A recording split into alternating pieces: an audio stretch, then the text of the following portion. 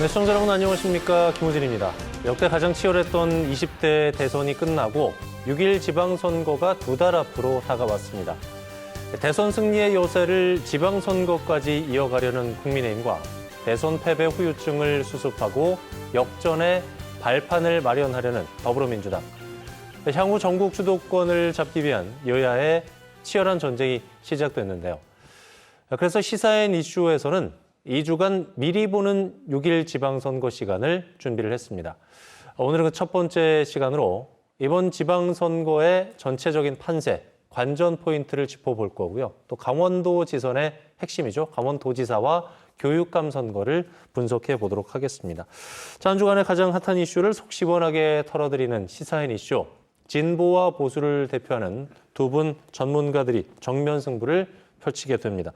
함께 하실 두 분 소개 올리겠습니다. 교수계 이다나 시사계 원조 아이돌 김기석 교수, 국회의원에서 제야의 논객으로 돌아온 정치계 풍운학 황영철 전 의원 함께하고 계십니다. 어서 오십시오. 네, 안녕하세요. 반갑습니다. 자, 전체적으로 봤을 때 6일 지방선거 어떻게 전망을 하십니까? 둘 중에 하나겠죠. 국민의힘의 굳히기, 더불어민주당의 뒤집기. 크게는 이제 이렇게 될 텐데. 김 교수님, 전체적인 판도는 어떻게 전망하고 계세요? 네, 이번 선거는 지난번 대선과 같이 연계돼서 여러 가지 측면에서 새로운 기록을 많이 세우고 있죠. 우선 대선 후에 80일 만에 이제 거의 80일 정도 만에 지선이 치러지는데 그런 사례는 없었어요. 처음 있는 일이고요. 그다음에 역시 무엇보다도 그 당선자, 대통령 당선자에 대한 지지도가 역대급으로 낮죠, 지금. 50% 이하로 떨어져 있는 상태입니다. 이런 것도 굉장히 유례가 없는 일이죠. 지금 현재는 퇴임하는 대통령하고 거의 비슷한 수준이거나 오히려 좀 더 낮은 수준이에요. 대개 이제 우리나라의 경우에 대선 이후에 치러지는 지선은 그 대선 당선한 정당에 좀 몰아주는 그런 경향이 과거에 좀 있었는데, 그런 경우에도 대개 그 신임 대통령이 7, 80% 정도의 이렇게 높은 말하자면 지지도를 유지하는 그런 상황이었거든요. 이번엔 그렇지 않아요. 그래서 이렇게 낮은, 말하자면 대통령 당선자가 이렇게 낮은 지지도를 가진 상황에서 과연 어떤 식의 투표가 이루어질 것인가. 사실 저 개인적으로도 굉장히 궁금한 그런 상황입니다, 지금. 네. 굳히기가 쉽지는 않을 거라는 전망을 살짝 해주셨는데 황 전 의원님 어떻게 보고 계세요? 대통령 선거 결과로 봤을 때는 이제 국민의힘 입장에서는 이번 지방선거가 굳히기인데 지난 4년 전의 결과로 봤을 때는 뒤집기를 해야 되는 그런 상황입니다. 4년 전 지방선거에서 강원도 선거에서 국민의힘 전은 굉장히 이제 참패를 한 선거였는데 이제 4년이 지난 지금에 있어서 도지사뿐만 아니라 시장, 군수 또 지방의원 같은 경우에 있어서 과연 뒤집기를 할 수 있느냐가 중요한 것 같습니다. 지난 4년 동안 상당 부분 와신상담했을 거라고 생각하고요. 또 중요한 것은 앞서 말씀하신 대로 대통령 선거가 치러지고 나서 바로 있었던 지방선거에서 모든 지방선거에서 집권 여당이 압도적 승리를 했었습니다. 왜 그러냐면 사실은 지방선거에서는 지역 발전을 가장 바라는 표심이 작동을 하는데 과연 지방 입장에서 지역 발전은 집권 여당과 함께 할 때만이 힘을 발휘할 수 있다는 심리가 굉장히 작동을 하거든요. 그래서 이번 지방선거에서도 역시 마찬가지로 지역 발전을 시키려면 역시 집권 여당 후보를 밀어줘야 된다라는 분위기가 상당 부분 작동할 거라고 보고 있어요. 그러나 그것이 대통령의 국정 지지도가 지금 당장은 이제 미미하게 나타나고 있는데 이제 대통령 취임도 이어지고 그다음에 각종 이제 내각 인선이라든지 이런 등등에 있어서 새로운 면모를 많이 보여줄 거라고 보고 있거든요. 그러면 지지도도 올라갈 거라고 보고 그것이 강원도 지방선거에서도 상당 부분 작동할 거라고 생각합니다. 황 전 의원님께 질문 하나 더 드려야 될 것 같아요. 김 교수님께서 아까 말씀을 하실 때 역대 지방선거하고 분위기가 다른 게 퇴임을 앞둔 문 대통령 지지율하고 취임을 앞둔 윤석열 당선인의 지지율 격차가 크지 않다. 비슷하게 나오고 있다는 게 좀 문제인 것 같은데 이게 지방선거에도 어떻게 영향을 좀 미칠 것 같다고 보세요?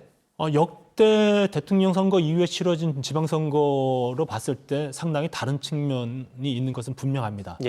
그러나 앞서 말씀드린 대로 그 지방선거는 지역 발전이 가장 화두로 드러날 것이고 그 지역 발전을 시키려면 역시 집권 여당의 힘이 필요하다는 논리가 가장 크게 작동할 거라고 보고 있어요. 그리고 어쨌든 지금에 있어서는 문 대통령의 지지도와 당선자의 지지도가 비슷하게 나타나고 있습니다만 앞으로 이제 대통령 취임식도 이어질 것이고요. 네. 그러면 여러 가지 정책들, 새로운 정책들이 발표될 것이고 또 새로운 인물들이 이제 포진을 하게 될 것입니다. 국민적 기대가 점점 높아지는 시점에 지방선거가 치러진다는 것이죠. 그래서 지금보다는 조금 더 집권 여당의 유리한 선거 국면이 펼쳐지지 않을까 생각이 드는데요. 예. 어떤 그럼에도 불구하고 선거는 역시 자만하지 않고 겸손한 후보들이 이깁니다. 겸손한 정당이 이길 수밖에 없어요. 그리고 간절한 게 간절한 쪽에서 이길 수밖에 없기 때문에 국민들 또 지역민들에게 지역 발전에 대한 간절함을 가장 잘 호소하는 정당이 승리할 것이다 이렇게 생각합니다. 어쨌든 2달 남은 지선, 지금 뭐 여든 야든지 간에 공천 룰을 두고 옥신각신하고 있는 분위기예요. 국민의힘 같은 경우에는 지선 출마 예정자들에 대해서 지선 룰을 발표했다가 당내 반발이 거세지면서 이게 공천 심사 규칙을 좀 바꿨거든요. 네. 현역 의원 5%, 최근에 5년간 무소속 출마를 했으면은 10%의 감점을 주는 거고 1인당 받을 수 있는 페널티가 최대 10%를 넘지 않도록 했단 말이죠. 이게 당내 반발 어떤 움직임에 편승한 것 같기도 하고 홍준표 의원을 염두에 둔 결정 같기도 하고 어떻게 보세요? 아니, 그러니까 지금 이제 말씀하신 것을 다시 정리해 보면은 이제 그 현역 의원의 경우에는 10%의 감점을 주고 그리고 5년 사이에 무소속으로 출마한 경우에 있어서는 15% 감점을 주겠다는 것인데 이것은 다분히 홍준표 후보를 겨냥한 제대로 봤나요, 표적인 것이죠. 그래서 홍준표 후보, 홍준표 의원님 입장에서는 봤을 때는 본인의 그 있는 상당한 페널티를 감당하기가 어렵고 이건 사실상 비상식적이라고 생각이 들어요. 그래서 이거는 최고위원회에서 다시 재논의돼서 어쨌든 수정이 되었고요. 중요한 것은 그래도 신인들 또 여성 또 장애인 등등의 소수자의 배려는 상당히 있어야 된다. 그리고 청년층들. 그래야만이 지방선거에 있어서 이런 여러 가지 그 부족함을 안고도 새로운 인물들을 지방 정계에 진출시킬 수 있는 그런 루트가 마련된다고, 장치가 마련된다고 보고 있거든요. 그런 측면에서 봤을 때 현역 의원과 신인과의 대결에서 신인들에게 가산점을 주고 또 역시 말씀드린 대로 뭐 장애인이라든지 여성이라든지 청년들에게 또 가산점을 주는 그런 적극성은 계속 이어져야 된다고 생각합니다. 이준석 대표 같은 경우는 광역기초의원 공천 자격시험 얘기를 끄집어냈단 말이죠.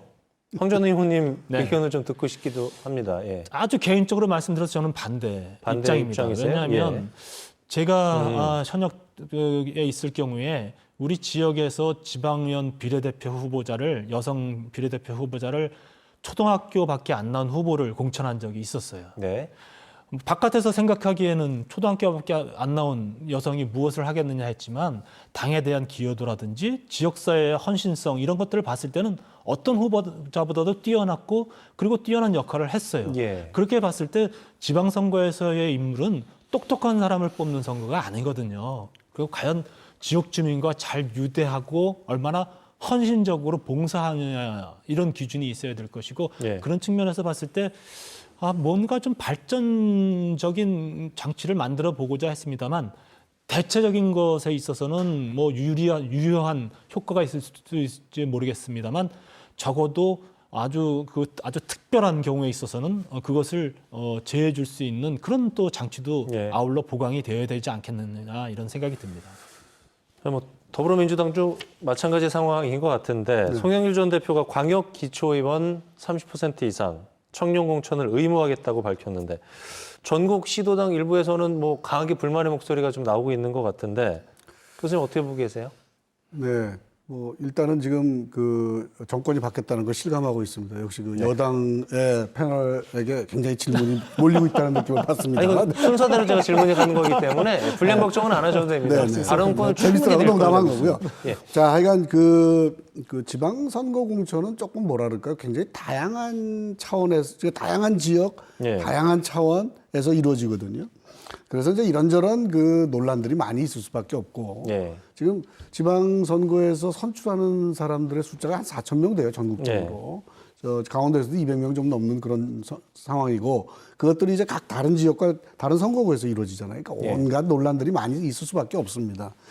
그 지난번 선거까지 사실 제일 핵심 쟁점이었던 건 여성 문제였습니다. 예. 그래서 여성들한테 가산점을 주고 하는 그런 제도들을 굉장히 적극화했었는데 이번에는 아시다시피 뭐 이대남 뭐 이런 거, 이대녀 뭐 이렇게 되고 네. 주로 20, 30대 청년들의 그 선거 참여율도 높아지고 영향력이 커지니까 청년 쪽에 대한 어떤 관심이라고 하는 것이 높아진 상태다. 이런 네. 생각이 들어요. 지금 황 의원님 말씀하셨지만 제가 보기에는 뭐 전체적으로 그런 어떤 시도는 중요한 변화다. 네. 말하자면 전향적인 변화다라고 생각을 하는데 그 대개의 경우에 제 경험에 의하면 지방선거는 굉장히 특히 우리 강원도처럼 이제 인구가 그렇게 많지 않은 지역에서는 인물난도 많고요. 네. 이제 그러다 보니까 그런 원칙을 정해놓고 못 지키는 경우도 많고요. 굉장히 말하자면 케이스 바이 케이스의 성격이 굉장히 강합니다. 이제 그래서 또 여러 가지 변수가 있을 수 있고 또 한 가지 제가 꼭 말씀드리고 싶은 것은 대선 같은 높은 관심 속에서 치러지지 않습니다. 지방선거는요. 보통 한 15% 내지 20% 정도 낮아지거든요. 투표율이. 네. 이제 그랬을 때 그 낮아지는 주체가 주로 누구냐 하면 젊은이들이에요. 관심이 떨어지기 때문에.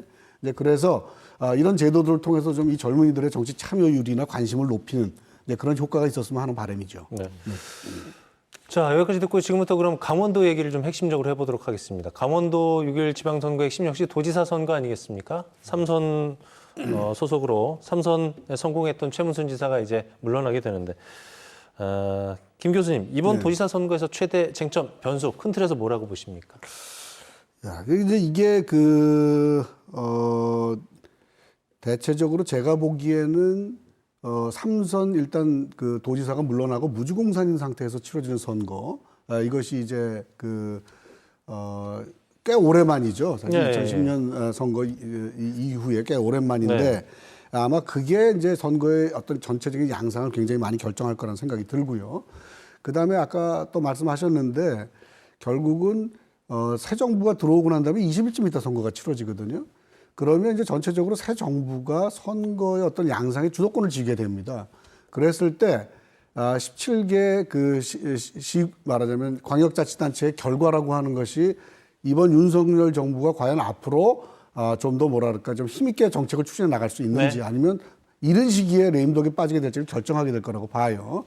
이제 그런 측면에서 볼 때 강원도처럼 무주공산인 쪽에는 사실 국민의힘 쪽에서 굉장히 많은 노력을 할 거라고 저는 봅니다. 네. 그런 것들이 아마 전체적인 차원에서는 아주 중요한 포인트가 되지 않을까 싶습니다. 자, 황정은 의원님, 도지사 후보군 뭐 자칭, 타칭 누군가 거론되고 있을 것 같은데 네. 뭐 어느 분을 꼽으시겠습니까? 제가 특별하게 누굴 꼽으면 안 될 것 같고요. 네. 어쨌든 지금 이제 언론이라든지 여러 가지 또 또 출마 선언으로 봤을 때 국민의힘에서는 김진태 전 의원과 또 황상무 전 KBS 앵커 전 두 앵커. 분이 이제 지금 출마 선언을 하고 이제 열심히 뛰고 계신 것으로 알고 있고요. 그에 비해서 민주당 후보군은 아직 좀 미약한 것 같습니다. 원창묵 원주시장만 지금 예비 후보자 등록을 하고 뛰고 있는데 지금 이제 거론되고 있는 이분들만으로 선거가 치러질 것이냐, 아니면 이제 각 당에서 여러 가지 이제 판세 분석을 할 겁니다. 이제 판세 분석을 할 것이고 또 국정 운영과 관련된 여러 가지 이제 또 방향성에 따라서 또 새로운 인물을 내세울 것이냐에 또 관심이 쏟아지고 있는 거라고 보고 있어요.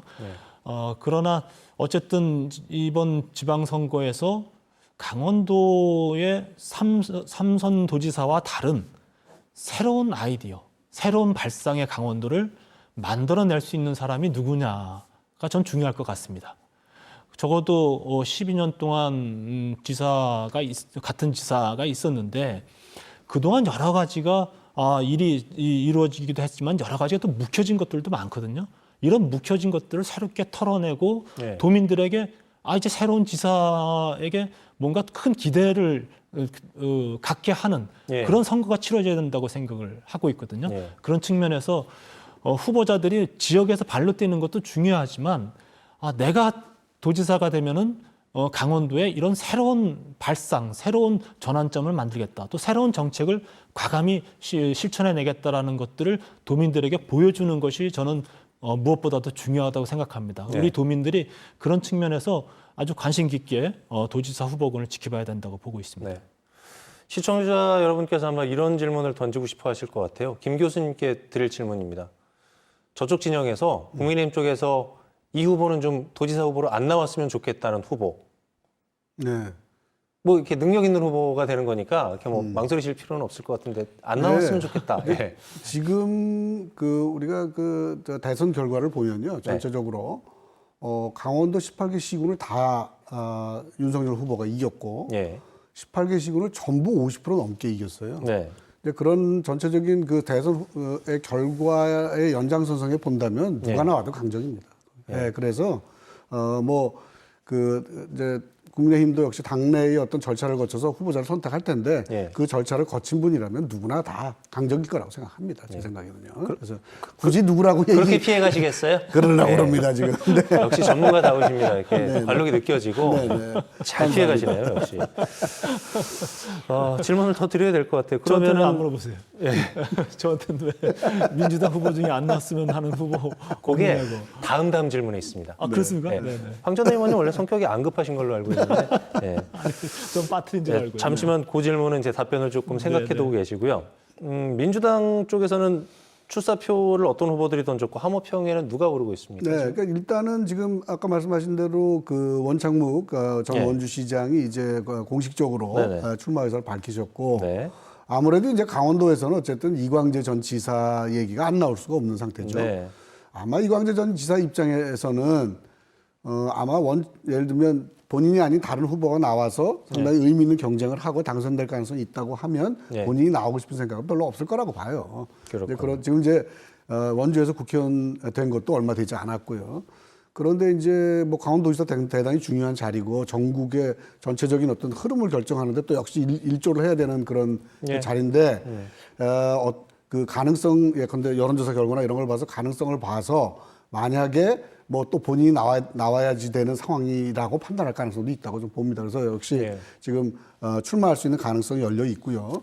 무엇보다도 제가 보기에는 그 이전에 출마할 가능성이 있다는 이름으로 언급된 분들이 좀 있었는데 예. 대선 선거 결과를 보고서는 조금 위축된 것이 아닌가 싶어요. 그래서 예. 이분들이 되게 접은 것으로 그렇게 저는 듣고 있거든요. 예. 이제 그래서 아마 원창묵 시장 그다음에 이광재 지사 이 두 분으로 압축되는 게 아닌가 저는 그렇게 이해하고 있습니다. 네. 황 전 의원님 시간이 됐습니다. 더불어민주당 쪽에서 이 후보는 도지사 후보로 안 나왔으면 좋겠다는 후보, 예. 네. 능력 있는 후보가 되겠죠. 예. 일단 저는 그 현역 의원이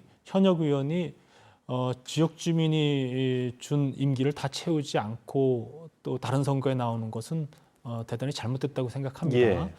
그런 이제 부득이한 경우에는 또 어쩔 수가 없는 상황이 될 수 있겠죠. 그런 측면에서 봤을 때 이광재 의원이 삼선 의원으로서의 역할을 또 강원도 발전을 위해서 또 해주길 좀 바라는 마음도 좀 있고요.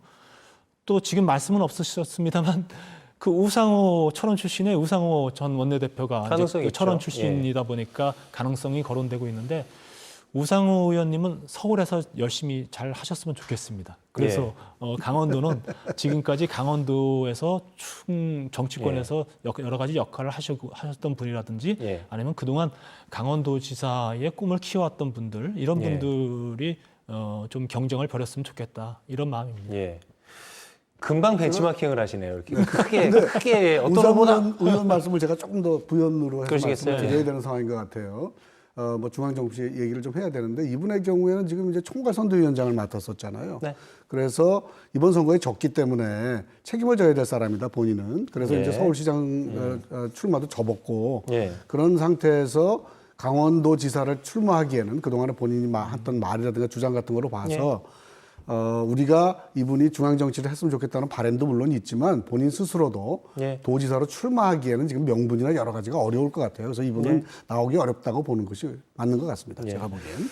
도지사 선거는 그 정도 마무리를 하고요. 민병희 교육감 역시도 3선 연임 제한으로 물러나면서 교육감 선거도 치러지게 됩니다. 관심이 집중되고 있는데 두 분 보시기에 이번 강원도 교육감 선거의 최대 관전 포인트랄까요? 좀 짤막하게 들어볼게요. 먼저 김 교수님. 네, 뭐 역시 똑같죠. 이제 3선으로 물러나시는 거고 무주공산으로 돼 있기 때문에 그 후보자가 굉장히 난립한 지금 현재 상태죠. 그래서 지금 현재 첫 번째의 관문, 첫 번째 포인트는 뭐냐면 과연 보수나 진보 진영의 후보자들이 어떤 형태로 단일화할 수 있는가. 예. 말하자면 합쳐서 조금 집중력 있는 그런 후보자를 경쟁력 있는 후보자를 낼 수 있는가. 그게 제일 중요한 관전 포인트가 아닌가 지금 현재는 그렇게 봅니다. 네. 황전 의원님. 진보 교육감 12년을 바꿔낼 수 있느냐가 역시 관전 포인트일 것 같아요. 네. 강원도 교육 정치권에 있어서는 그래도 진보 진영과 보수 진영이 그래도 이제 엎치락 뒤치락 하면서 좀 바뀌기도 하고 자리를 잡기도 하고 그렇게 했는데 강원도 교육계가 12년 동안 진보 교육감 체제에서 또 일정 부분 편향된 측면도 좀 있을 거라고 보고 있거든요. 그런 측면에서 봤을 때 균형을 맞추기 위해서는 이번에는 좀 보수 진영에서 교육감을 맡았으면 좋겠다. 이런 좀 바람을 가지고 있는데 그것이 성사되기 위해서는 보수 진영의 후보자들이 이런 절실함을 깨달아야 될 것 같아요. 서울시의 교육감 선거 지금 과정들을 지켜보면 보수 진영에서 단일화를 위한 노력을 굉장히 했고 단일화를 이뤄냈습니다. 그런 측면에서 봤을 때 강원도 교육계에서 소위 본인들이 보수 진영의 후보라고 이야기하는 사람들이 이런 보수 진영의 교육 현장을 바라보는 절실함들을 담아내기 위해서 단일화를 반드시 해야만 이겨낼 수 있다라는 그런 바람들을 잘 담아내야 된다고 보고 있거든요. 그런 부분에 있어서 나몰라라 해서는 안 된다고 보고 있어요. 그래서 그런 측면들을 이번 교육감 선거에서 이분들이 출마를 하시는 보수 진영에 출마를 하시는 분들이 분명히 좀 인식을 했으면 좋겠고요. 그런 단일화 과정에 적극적으로 참여해서 이번만큼은 좀 보수 진영의 강원도 교육계를 이끌었으면 좋겠다 이렇게 생각합니다. 보수 진영의 단일화 과정에서 노력이 필요하다는 말씀이셨고 진보 진영 살펴볼 겁니다. 시간이 좀 있을 거면 조금 한 1분만 부연 설명 같은 걸 좀 드릴까 싶은데 아니면 그냥 넘어가도 좋고요. 네. 아니 어떤 말씀을 하실지 알기 때문에 그 질문을 제가 드리려고 알겠습니다. 합니다. 네. 진보 진영에 대한 말씀을 하실 것 아니요, 같은데. 그런 건 아니고요. 예. 제가 이번 대선을 보면서 제일 많이 느꼈던 건 뭐냐면 이제 저도 뭐 진보 보수라는 말을 썼는데 이제 그런 이데올로기 시대는 간 것 같다. 이제는 누가 됐던 유권자들 눈에 확 띄는 몸에 확 와닿는 실질적이고 실용적인 정책을 내고 하는 분이 하는 것이지 이제는 진영으로 나눠서 사실은 하는 거는 이제 더 이상 젊은 유권자들이 원하지 않는다. 그 말씀만 간단히 드리고 싶어요. 네. 다음 답변도 좀 간단하게 듣고 싶습니다. 김 교수님. 진보 진영에서 강사명 강원도 교육청 기획조정관하고 문태호 전 전교조 강원지부장의 단일화 논의가 진행 중인데 뭐 이견을 좀 좁히지 못하고 있는 모양새인데 좀 간단하게 단일화에 성공할까요? 단일화에 성공하지 못한다면? 제가 깊이 알기는 어려운 입장이긴 한데요. 듣기에는 굉장히 구체적인 노력들이 이루어지고 있는 것으로 압니다. 그래요? 네네. 그래서 이제 대화를 진행을 해서 예컨대 토론회를 한다든가. 근데 그때 이때도 무슨 진보 후보만 하는 게 아니라 중도 쪽이나 원하는 분들 다 모여서 같이 정책 토론회를 하고 그 결과를 가지고 유권자라든가 아니면 단체들이라든가 의견을 물어서 이렇게 단일화를 하려고 진행 중인 것으로 알고 있고요. 잘 될 거라고 봅니다. 네. 보수 진영에서는 지난 선거에서 민교육감에게 패배한 신경호 강원미래교육연구원장, 원병관 전 강원도립대 총장, 유대균 전 강원초등학교 교장협의회장이 후보 간 토론회 거쳐서 단일화하겠다는 계획인데 어떤 후보가 유리하다고 보세요? 홍 전 의원? 세 분 다 사실은 교육계에 있어서는 상당히 인품이 훌륭하고 또 덕망이 있으신 분으로 평가받고 있는데 이 교육감 선거가 가지고 있는 본질적인 어려움이 역시 보수 진영은 굉장히 어렵다. 왜냐하면 진보 진영에서는 그 전교조라든지 또 민주노총이라든지 이런 또 민주사회 진영의 사회단체들이 단일화를 할 수 있는 플랫폼을 잘 만들어냈어요. 그런데 반해서 보수 진영은 그런 것들을 못 만들어냈기 때문에 결국 개인 플레이 하다가 선거에 지는 그런 상황들이 만들어졌는데 이번에도 역시 그런 경향이 나타나지 않을까 상당히 우려되고 있습니다. 적어도 어떤 어떤 곳에서 이분들을 강제할 수 있는 플랫폼이 만들어낼 수 있느냐가 중요하고 여기에 동의하느냐가 중요한데 예. 벌써부터 삐그덕거리는 걸 봐서는 굉장히 좀 안쓰럽게 저는 지켜보고 있고요. 아까 말씀드린 대로 진보 교육감 12년을 바꿔내기 위한 그런 강원도 교육 현장의 절실함들을 좀 이번에 보수 진영의 후보자들이 예. 좀 깨달았으면 좋겠다 이렇게 생각합니다. 예. 시사인 이슈에서는 계속해서 우리 후보들의 면면과 정책을 비교해서 보는 시간을 지금 보시는 것처럼 계속해서 준비를 하겠습니다. 우리 지역의 후보로 누가 나오는지 어떤 정책을 가지고 있는지 이 시간 통해서 앞으로 비교해 보시면 시청자 여러분 좋겠습니다. 오늘 김기석 교수와 황영철 전 의원과 얘기 나눠봤습니다. 오늘 말씀 고맙습니다. 네, 감사합니다. 네, 3월 31일 목요일 생방송 더 인사이드 저희가 준비한 소식은 여기까지입니다. 시청해주신 여러분 고맙습니다.